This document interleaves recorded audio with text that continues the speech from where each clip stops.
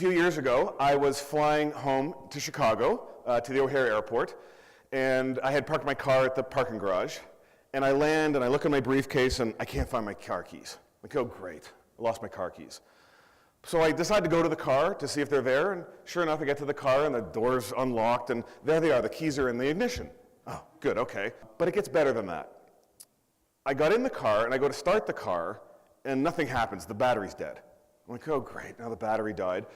So you call the guy, and 45 minutes later, he trundles along with his jumper cables, and he puts the jumper cables on the car, and I go to start the car, and all the lights come on, so there's power now, but the car still won't start. It's turning over, but it won't start. I'm like, why won't this car start?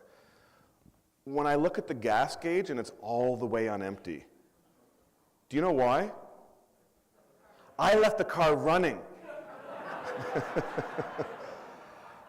I kid you not, I was late for my flight, I was on the phone, I come rushing in, park my car in the parking spot, run out of the car, grab my stuff, run off to the airport, and leave my car there running.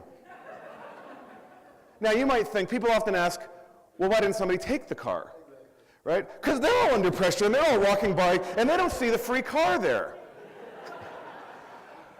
Under pressure, we miss things, we make mistakes, we make bad decisions, and we see that in organizations today.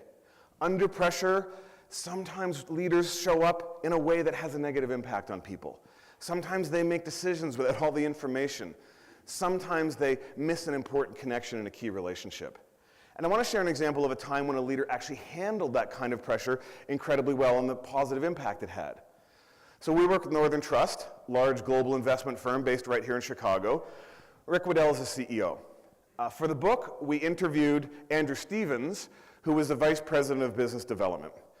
And Andrew tells a story back again in late 2008. So again, Northern Trust, a financial firm's under a lot of pressure. Rick, the CEO, is in a film studio that's on premises, and he's filming a segment to assure the investors about their business.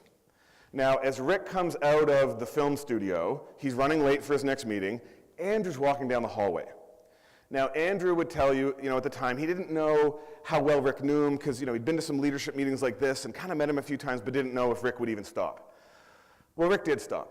So Andrew said to Rick, hey, Rick, how did the film session go? When Rick, the CEO, said, well, it went really well, and then Rick stopped. And Andrew tells this story like it happened yesterday. He said, that's when Rick said, but Andrew, none of that matters. I want to know how your trip home last week to London was for the death of your goddaughter.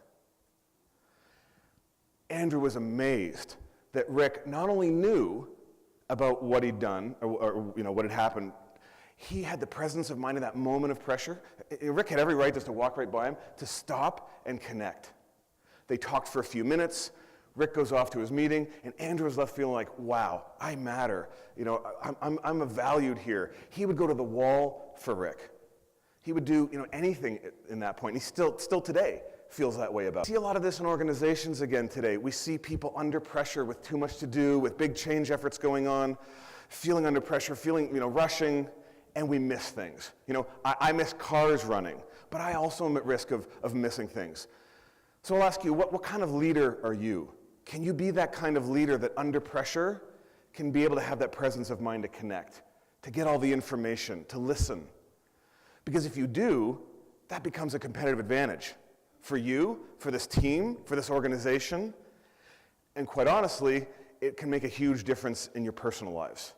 I know I'm a better husband and father because I'm working on this. I'm working on how I show up under pressure.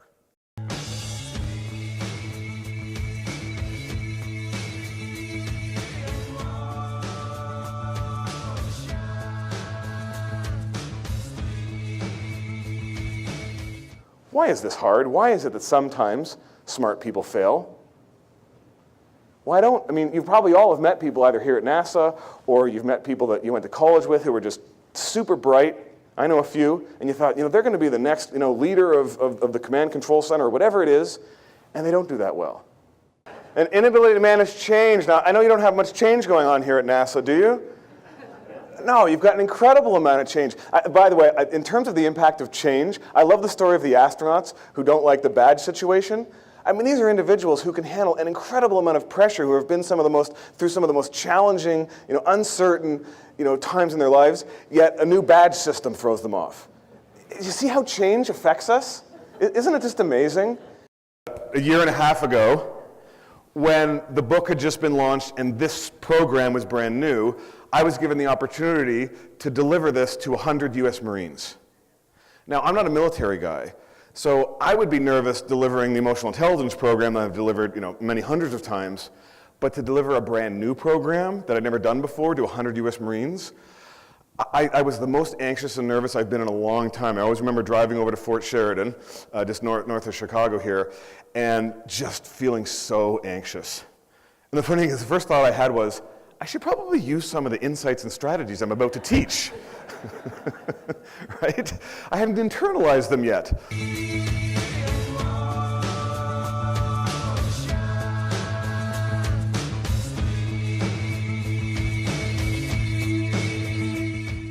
So what exactly is confidence? Because it's often misunderstood. It's often thought of as arrogance or overconfidence. True confidence is simply a belief in ourselves and our ability to perform a specific task or reach a goal or achieve an outcome. So as I'm driving over to the program with the US Marines, I was telling myself, I'm not good enough. I don't have a military background. I was actually succumbing to the I have to overperform or do something I'm not capable of, but I was also not feeling like I'm good enough to do this. And here's what's interesting, is confidence is a neurological phenomenon. It's not something you're either born with, you have, or you don't have. It has to do with a balance of two chemicals in our brain. One is testosterone, and speaking of something that's very misunderstood, we're not talking about male aggression hormone. We're talking about the parts of testosterone that are actually quite positive, that give us belief in ourselves, that give us confidence. So in any situation, particularly a pressure moment or situation, we want to have elevated levels of testosterone and confidence and low levels of cortisol. Cortisol is your stress hormone. That's the one that makes us feel panicky and nervous and anxious. If the reverse happens and we have higher levels of cortisol and lower levels of testosterone, then we come across as less confident, more anxious. I mean, Kim in that moment would have had incredibly low levels of testosterone and very high levels of cortisol. All right, that's interesting, but what do you do about it? Can you affect the levels of cortisol and testosterone in your brain? Well, here's the good news, is you can. In the last couple of years, there's been some really amazing research done by Amy Cuddy at Harvard University. And they looked at the effect of body posture on confidence and the balance of testosterone and cortisol. And Amy Cuddy talks about this idea of being open and expansive versus closed and contracted. Here's a really interesting research study. They took test subjects, did the cheek swabbing, and they had each test subject go into a room where the test subject would take a test on a computer screen. And the test on the screen was irrelevant. What they were measuring is they would close the door, and they were measuring to see how long would it take that person to get up, come out of the room, and say, you forgot about me. You gotta love these research studies, right?